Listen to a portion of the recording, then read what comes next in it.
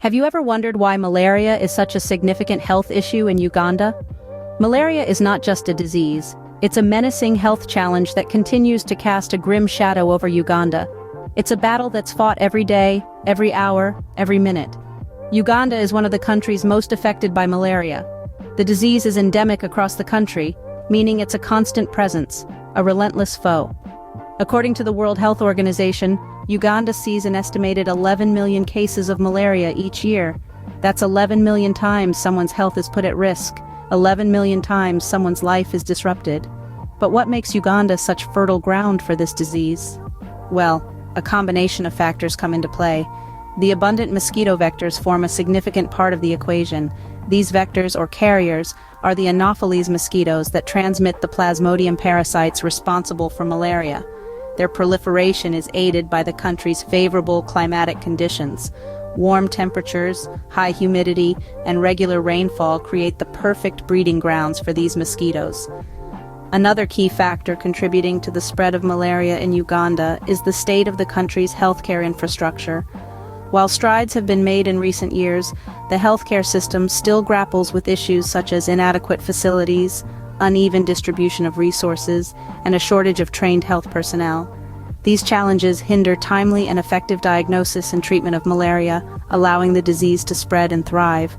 Moreover, socio-economic disparities play a significant role. Poverty can limit access to preventive measures like insecticide-treated nets and to effective treatment. Poor sanitation and the presence of stagnant water bodies, often seen in economically disadvantaged areas, also provide ideal breeding sites for mosquitoes, further facilitating the spread of malaria. So you see, the menace of malaria in Uganda is a complex issue, intertwined with various environmental, health, and socio-economic factors. It's a problem that requires a comprehensive, multifaceted solution. With an estimated 11 million cases reported annually, malaria continues to be a significant public health burden in Uganda. So, what exactly causes malaria? Well, malaria is a parasitic disease caused by Plasmodium parasites. These little guys are transmitted to humans through the bites of infected female Anopheles mosquitoes. Quite a mouthful, right? In Uganda, there are several species of Plasmodium responsible for malaria, with Plasmodium falciparum being the primary culprit.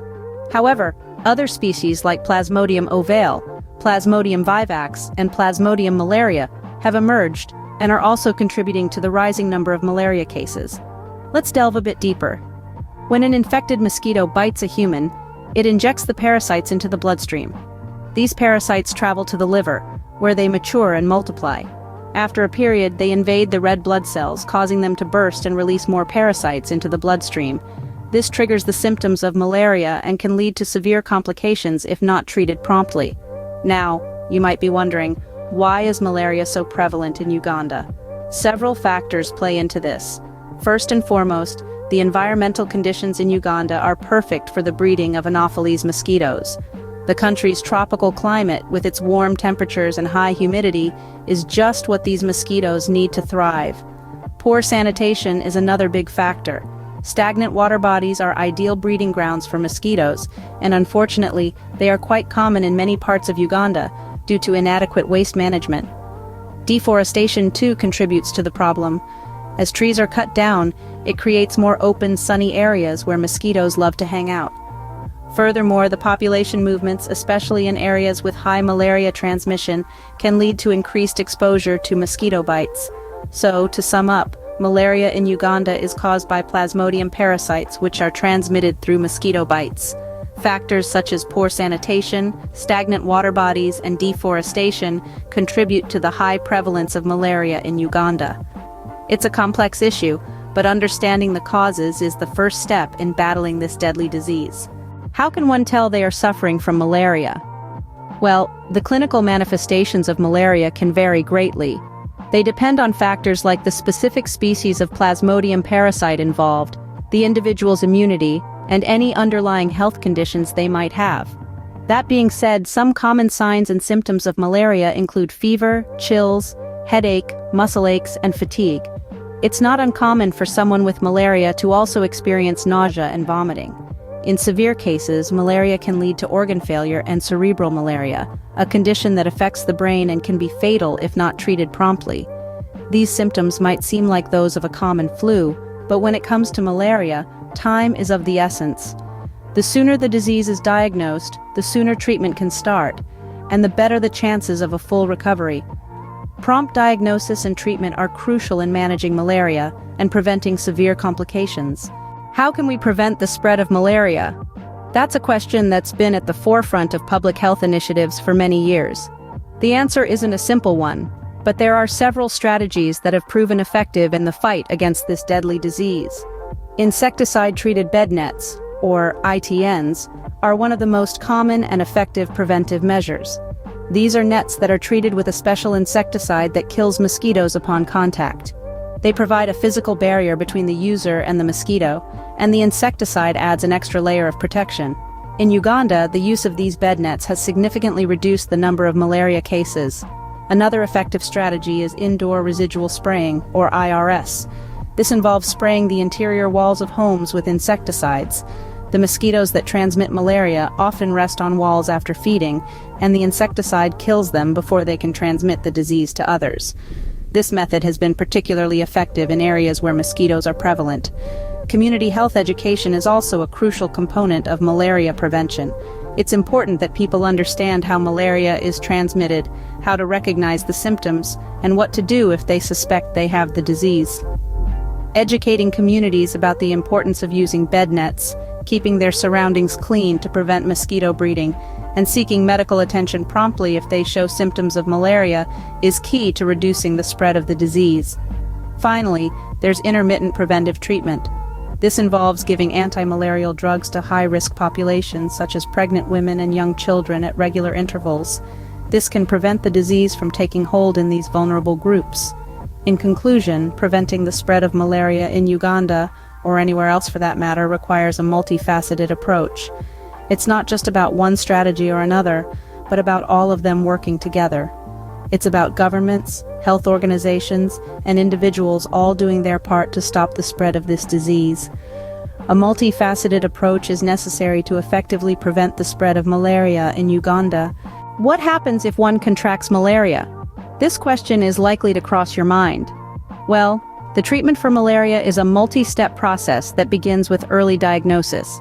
The sooner malaria is identified, the better the chances of a full recovery. Firstly, diagnosis typically involves a blood test to confirm the presence of malaria parasites. Once confirmed, treatment can commence immediately. The principal form of treatment is anti-malarial drugs, specifically artemisinin-based combination therapies, or ACTs. These drugs are the first-line treatment for uncomplicated malaria, in line with World Health Organization guidelines. They work by attacking the malaria parasite in the blood, effectively halting its life cycle. However, in severe cases where the disease has progressed significantly, intravenous drugs such as artesunate or quinine may be used. These stronger medications are administered under the watchful eye of a healthcare professional, often in a hospital setting. Following this, oral anti-malarial medication is given to ensure all remaining parasites are eradicated from the body. But here's the kicker. Malaria parasites are crafty. Over time, they can develop resistance to anti-malarial drugs, making treatment less effective. Therefore, ongoing research and development are crucial to stay one step ahead of the game.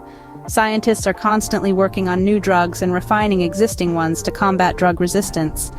This ensures that we always have effective weapons in our arsenal against this persistent foe. Moreover, access to quality-assured anti-malarial drugs is vital. Unfortunately, counterfeit or substandard anti-malarial drugs are a problem in some areas. These drugs can be ineffective and even harmful. Therefore, efforts are being made globally to ensure that everyone, no matter where they live, has access to safe, effective treatment. In conclusion, treating malaria is a multifaceted process that involves early diagnosis, prompt administration of appropriate anti-malarial drugs, and vigilant management of severe cases. Moreover, ongoing efforts to combat drug resistance and ensure access to quality drugs are crucial elements of effective malaria management. Early diagnosis and prompt administration of appropriate anti-malarial drugs are key to effective malaria management. With these tools at our disposal, we can continue the fight against malaria, working towards a future where this disease is nothing more than a distant memory. We all have a role to play in combating malaria. By now we understand that malaria, a disease caused by Plasmodium parasites and transmitted through mosquito bites, poses a significant threat to the health and well-being of people in Uganda. We've also learned that the symptoms of malaria, such as fever, chills, and nausea, can be severe and life-threatening if not promptly diagnosed and treated. Preventing malaria requires a comprehensive approach, including the use of insecticide-treated bed nets, indoor residual spraying, and community health education. Treatment, on the other hand, involves early diagnosis and the prompt administration of anti-malarial drugs. But beyond these individual actions, we must remember that the fight against malaria requires collective effort. It necessitates sustained investment, robust collaboration, and strengthened healthcare systems. By joining hands, we can substantially reduce the burden of malaria and protect millions of lives. Please subscribe and share this video to help raise awareness about malaria. Together, we can make a difference.